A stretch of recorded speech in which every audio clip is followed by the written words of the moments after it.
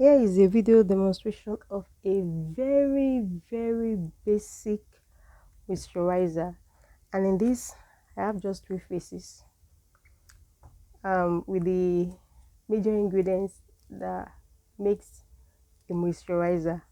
I have my water here and glycerin.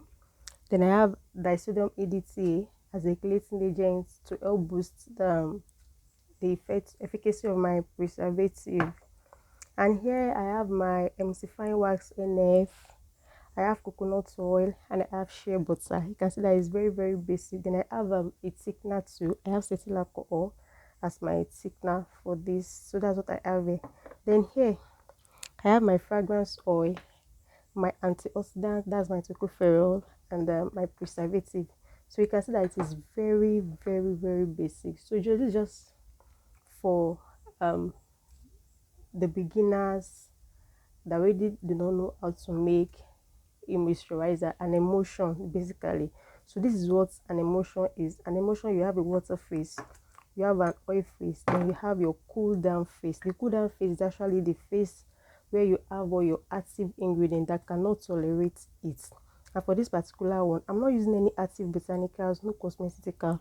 All I have is just my antioxidant to help prolong the shelf life of the oils that I have here, my lipids. So the emollients that I have here are my lipids, which are my carrier oil, that's coconut oil, and shea butter, botanical butter. Then I have my water phase. My water phase has the humectant. So I have my humectant, I have my shea butter that is going to serve both as an emollient and an occlusive ingredient. Then I have my emollient too. I have coconut oil there too. So this is basically what an emulsion is all about. So now let's go into the not just an emulsion, a moisturizer is all about.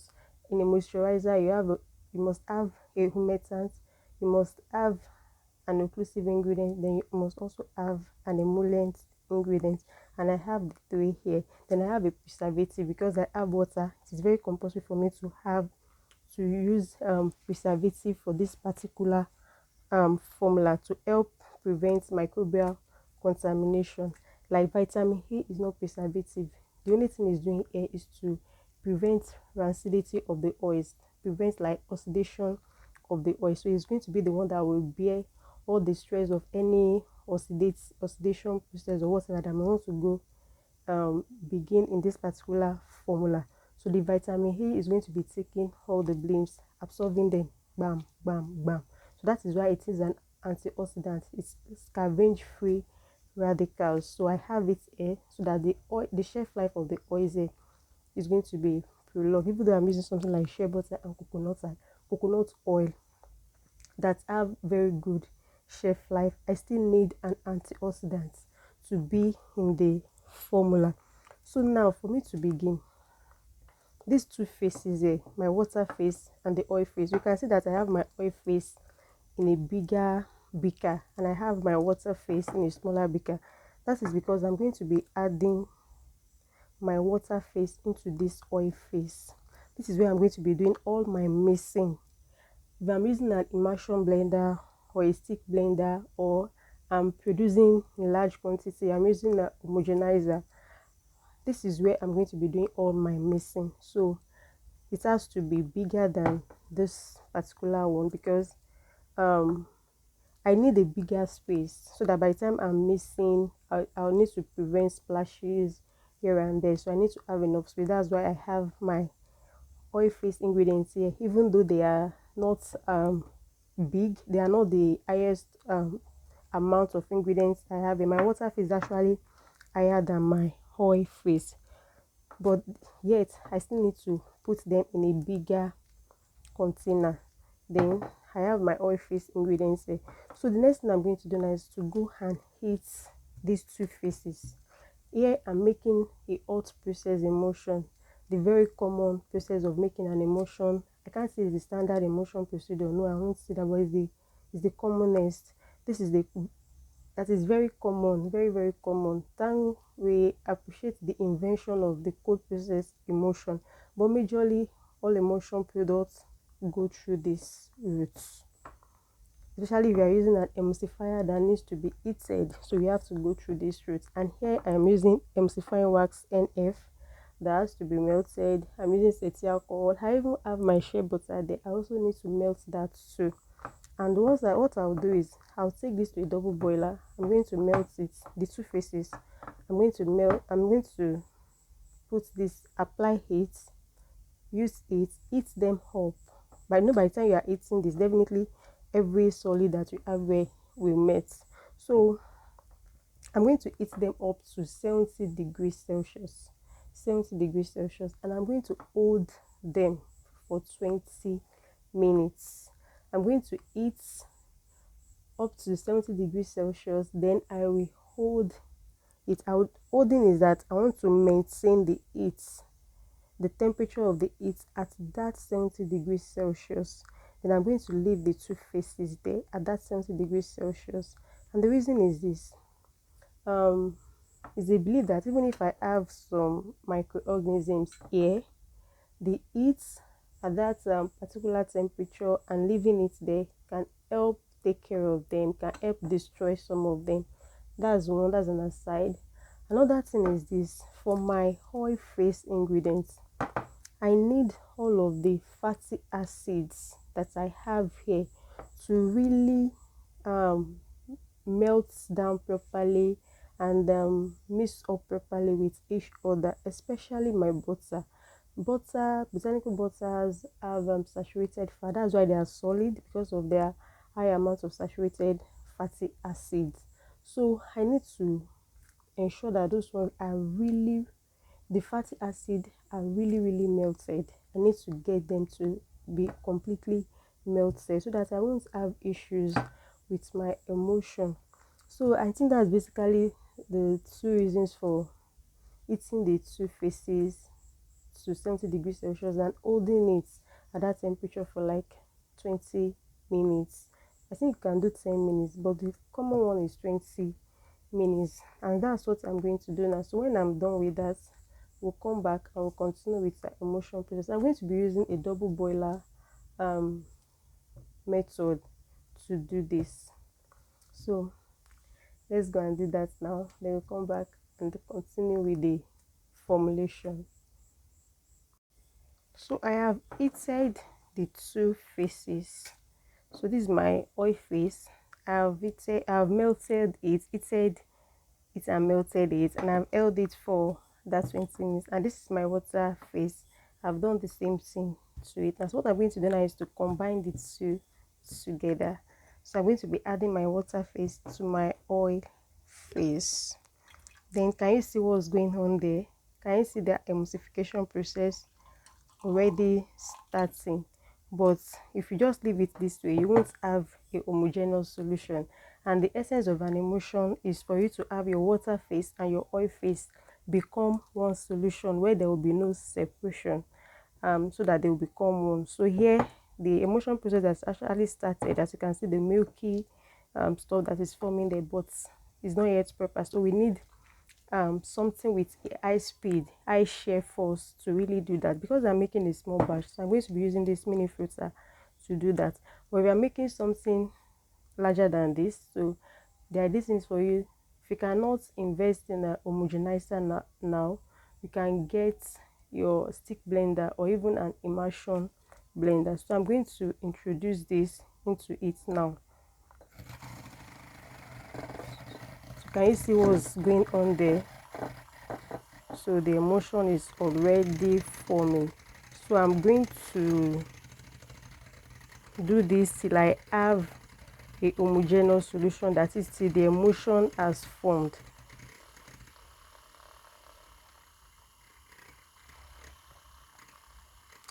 Then when you are using this mini filter, try as much as possible to keep it down, so that it won't, because one downside about it is that it can create so many bubbles into your emulsion. But once you keep it down, so you can be able to reduce that as much as possible. So can you see that we are having the emulsion is forming already? So we are having a homogeneous solution is just a uniform solution. So we are having something like that already. So I'll still continue to blend till I'm satisfied that I have an emulsion there, I have a homogeneous solution there.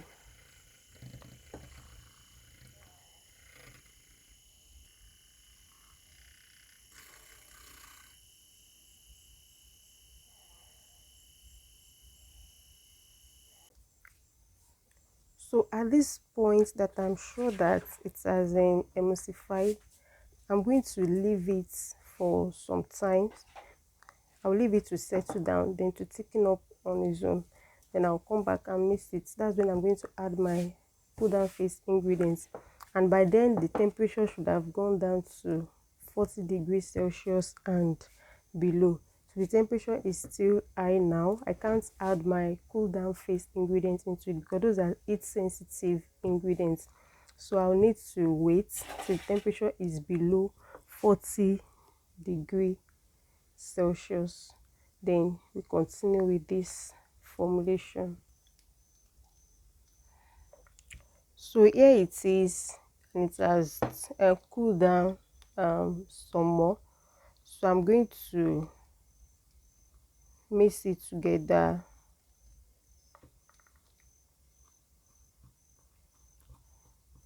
So those are the bubbles deflating. The bubbles are deflating. So I'm going to mix it together properly. I want to get rid of the bubbles as much as possible. So if you use your mini filter this way, when you are using it, when you are mixing it, keep it down. Let it be below your product so that it won't introduce too many bubbles into your product. Then once you are done, once you know that you've had an emulsified product, you leave your emulsion. Don't stir it, just leave it, let it cool down. By the time you are leaving it to cool down, it will be very easy for you to get rid of the bubbles. Can you see what I have here? So by the time I'm done with this particular product now, it will be free of bubbles, almost free. In fact, with my experience in the past, I've had them free emulsions without bubbles with using my mini filter.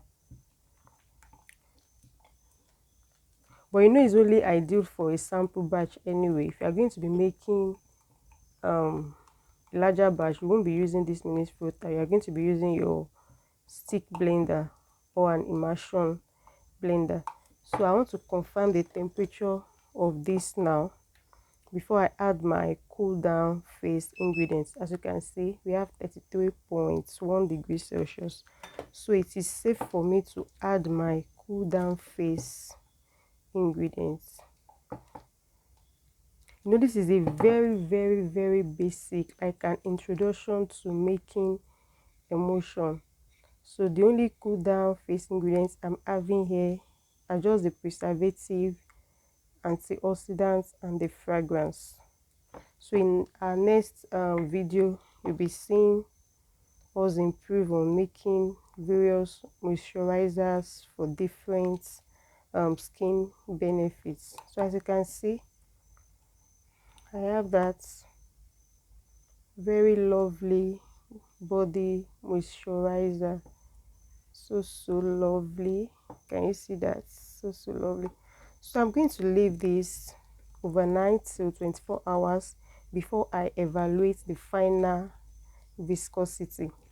And it is necessary for me to check and adjust the pH of this one, but because what I have here, I just have basically oil, my water, glycerin. If I check the pH of this product, I know it's going to be between 5, 5.5, maximum of 6, because I don't have any ingredient with outrageous pH here.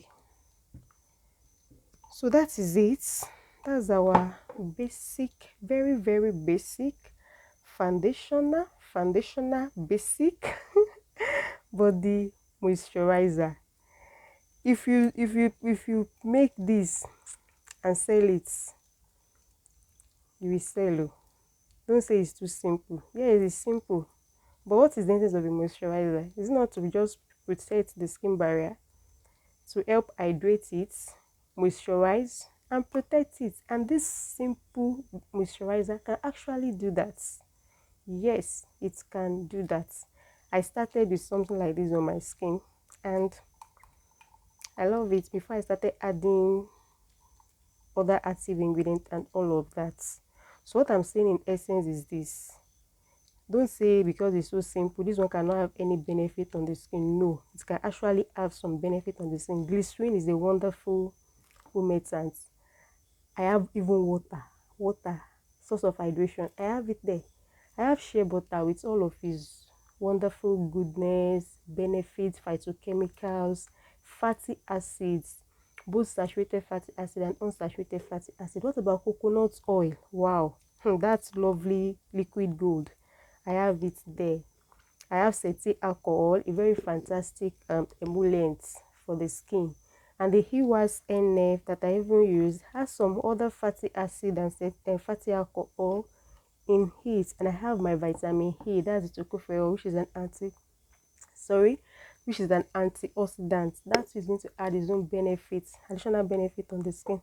And the fragrance that will help the skin to smell lovely when using this. So yes, it is very basic, very lovely. Wow, I love this. So that's it.